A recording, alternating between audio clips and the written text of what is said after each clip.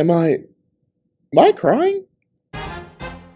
Before we hop into this discussion about Adam, the first man and the father of humanity, please do me a favor and leave a like, comment, and subscribe if you haven't already. Now, let's get into it. What's up, guys? I've got the pencil here, and here we are to discuss Adam, the father of man, the first human, file number 00000001. The ancestor to all man. I don't know. It was so nice to see Adam. Like, I straight up before I hop into any specific details, I was shocked that we got Adam. I figured we weren't really going to get him. Even once I saw the list, like, I was like, this Adam. We're rocking with this Adam? Really? Okay. Well, I was really thinking that's the Adam we're going with because he didn't have a last name. So I only thought of one Adam when I saw Adam on that list. And then we got this Adam. So I'll admit, him even being there was a shock. How far the manga was willing to commit to the bit?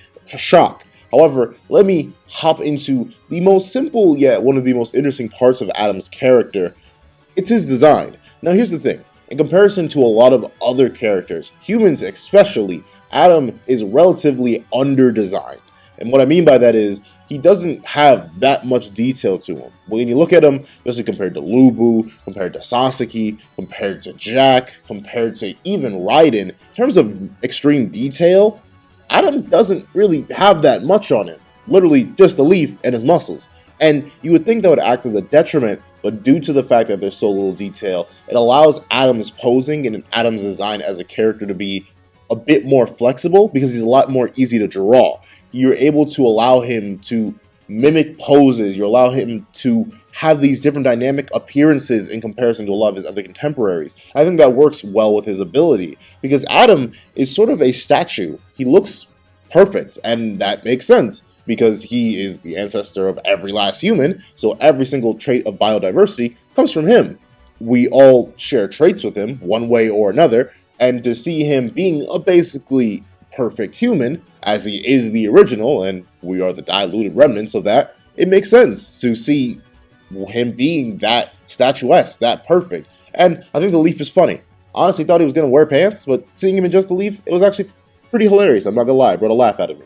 And I don't know, his design is rather simple, but I love how it can shift. Like, the reason I say Adam has such a good design is that it fits in so many different scenarios. It has the ability to be the lighthearted, not really caring, aloof kind of personality design that you have in the beginning of the Zeus versus Adam fight. Then it feeds directly into a more serious persona where you can get those moments where Adam is like this haunting presence. Like when Adam goes to copy Zeus's attack, where Zeus attempts to build up his feet speed and then cut him in half with his foot. And then you just see this panel of Adam stomping his own feet, getting ready. And you see the terror on Zeus's face and the confusion in Adam's dark looking eyes. It's this great combination where this rather simple design that looked really just as good being a simple dodge tank, just simply avoiding all of Zeus's strikes and casually throwing them back with no interest or effort at all, to this haunting presence because of all the detail in Adam that isn't present in clothes.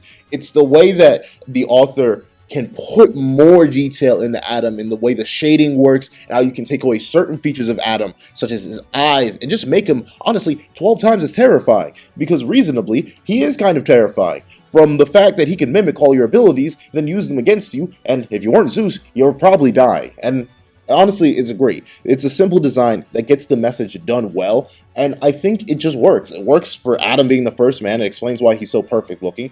It works to be a flexible design for Adam himself, who is a rather flexible character despite his rather simple nature. It works for the fact that he's a father. It's weird to say that, but he is the originator, so while all of his descendants came up with these fancy clothes, all my man has is a leaf. I like all these little design aspects that lead into Adam being the original, that led down to the abilities and powers of all the people beneath him.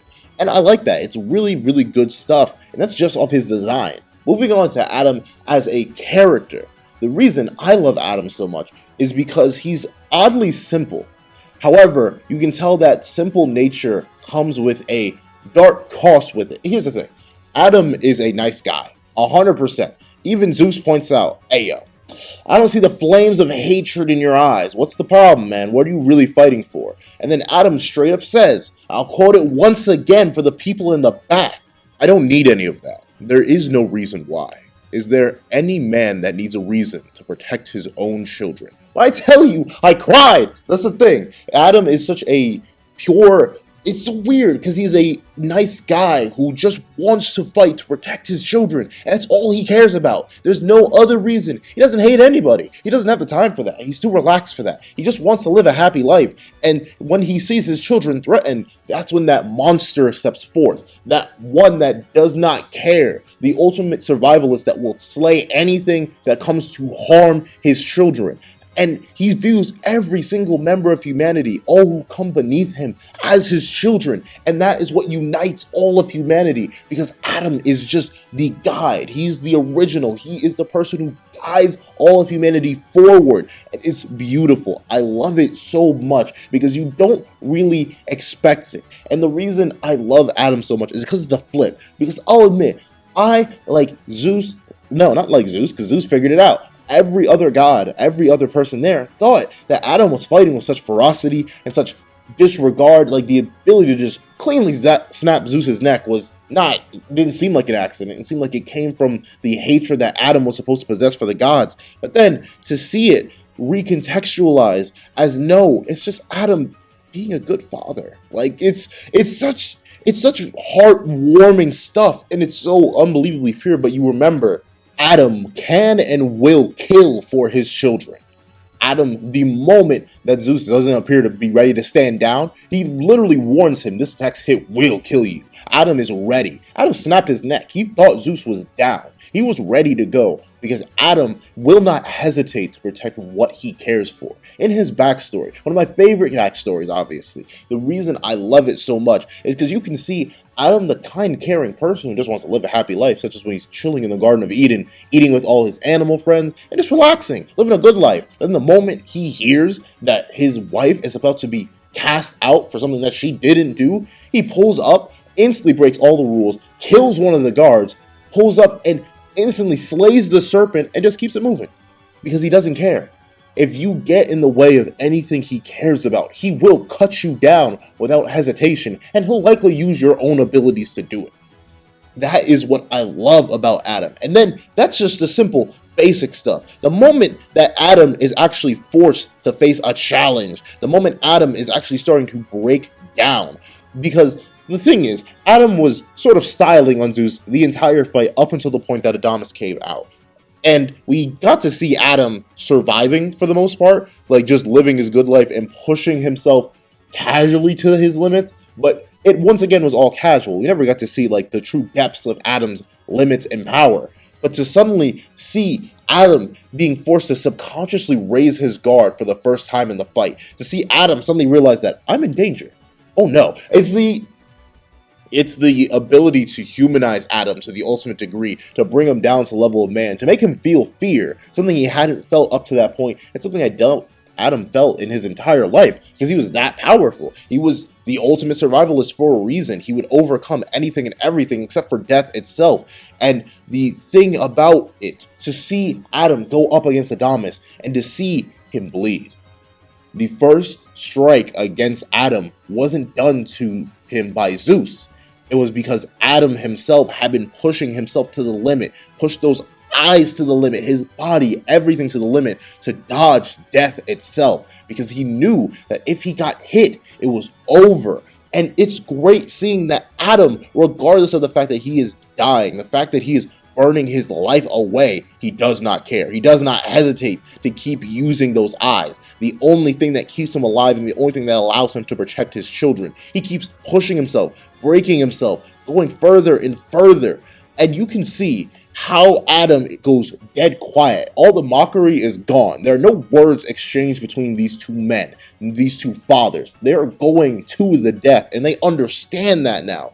Both are ready to kill each other. Adam would not falter. Every single blow that he avoided, he returned back. He was not about to let his children die. He was not about to let them down. He was going to keep pushing himself until he was pushed out of life itself. And then when you see everyone get just so excited and amazed by the fight that's going on, and you can just see that, honestly, his children, his main child, Cain, the one who is the first son of Adam, you see that every little bit of life in his eyes. He's just begging that his father go down. He wants his father to stop. But Adam just refuses, because Adam is that strong a character. He refuses to go down when in the face of death. And the manga even admits the first person to realize the outcome of the fight was Adam. And when you see that blood just travel to his eyes and finally touch him, something actually touch Adam, and those eyes shatter, and Zeus just continues to go and slaughter Adam. He tries his best. He keeps pushing and pushing and pushing. And then you see Adam is just gone. He's literally broken his limits so darn hard that he's likely about to die. And you see his first son call out to him. He wants his father to stop.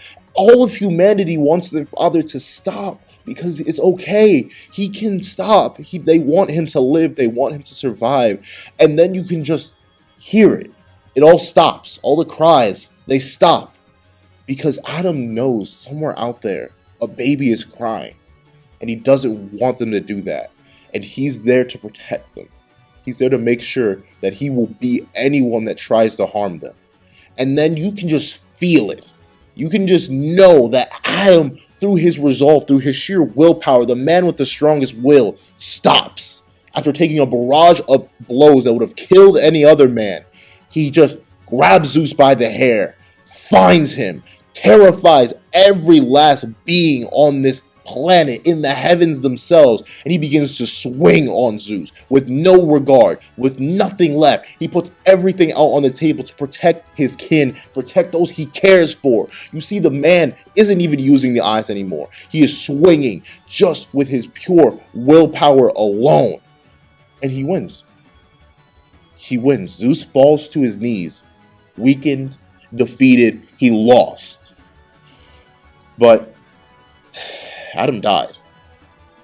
Adam died a long time ago, because it's just what happened. He couldn't survive the power of the supreme deity that was Zeus. But what he wasn't about to allow was Zeus to take that win with pride. And admittedly, it hurts to see Adam go. It really does. But honestly, I know a lot of people wish Adam won, and at first I wish Adam won too, but I understand why Adam lost. Because you needed to do this. If Adam had won this fight, then humanity, it would have been a free game. I wouldn't be intimidated by any of the rest of the gods. So I understand why Adam had to lose. But my favorite thing about Adam, about his character, is that what is revealed by Zeus is that Adam literally died minutes ago, but he still stood, and he still fought to protect his family. His body would refuse to give up, because it's just not something Adam would do. Even in death, he just kept on swinging, because that's who Adam was. Someone who protects his family at all costs, break his limits at all costs. And honestly, it's a beautiful thing. I love Adam's character for that, because he understood the fact that he was one of the supreme. He understood the fact that he had all this power, but he also understood his own limits. He understood the fact that even if he pushed those limits to beyond, that he was going to lose. And he had foreseen the outcome, but he still refused to give up, because that was for his family, for his children. And it's beautiful. That's the thing. It's so beautiful. And I'm so sad he's gone, because I feel like he would have had such interesting character interactions. I would have loved to see him interact with more of his kids. Like, to see his reactions to people like Raiden, to see his reactions to people like Jack the Ripper, to see his reactions to people like Kojiro, all these people that came beneath him, that came after him. I would have loved to see him do that, but we can't, because he had to die. And it's a legitimately sad thing. Like, actually, I'm not gonna lie, I was brought to tears by the end of this fight. In a way, like, this fight brought so many emotions out of me because of Adam himself, and of course Zeus too. But Adam was such a strong character for me because of all that he did. And then, of course, his ability is fantastic. It's one of my favorite abilities in fiction, hands down. It is such a simple ability. The eyes of the Lord, because Adam was made to be a copy of the Supreme, that he is able to copy all the abilities of anything he's able to witness, even those abilities that have stopped time itself. It's amazing. The eyes of the Lord work so well, not just because of Adam himself, being the original man, and it feeds into his creation and how he's supposed to exist as a being. But also, it feeds so well into Adam himself because of what those eyes mean for every single one of his descendants. We all wield the eyes of the Lord, just to lesser degrees. We can't copy and improve everything perfectly like our ancestor did, but what we can do is observe things, learn from them, copy them, and maybe make them better. The eyes of the Lord are something that Adam left us. The human visage is something that he gave us. And it's a beautiful thing to see that reflected. And honestly, Adam's perfect. Let me tell you, Adam's perfect. I wanted to just say it. I'm done holding back. I think Adam is the perfect character because he fulfills the perfect role. He's the perfect combatant. He's the perfect originator. He has the perfect ending. He does the best job possible in explaining why the gods and humanity are simply constructed in different manners. Everything that Adam does is fantastic, and that's it. That's it. Just tell me about Adam. Tell me what you think about Adam in the comments section down below. Y'all think I'm crazy? Y'all think I'm wild for saying Adam is this great? And for y'all wondering, who've seen the rankings video and saw where I put Adam in terms of the rest of humanity, why was he number one if I think he's so perfect? It's just because he died. I just don't have enough of Adam now. I wish I had more. And I can see the manga tries to bring him back in particular ways, like through referencing him through other characters and their statements, but no one will be able to do Adam justice like Adam himself. And that's the sad thing. But tell me what you guys think about Adam in the comment section down below. Where would you rank him amongst your favorite characters? I just want to know. Record of Ragnarok and fiction in general, do you think he's really that good? Do you think I'm going a bit too crazy? Do you think I'm giving him too much hype? Tell me what you guys think, and thank you guys so much for watching. Please remember to like, share, comment, and subscribe, and I hope you guys have a wonderful day. This is That Guy with the Pencil, writing off.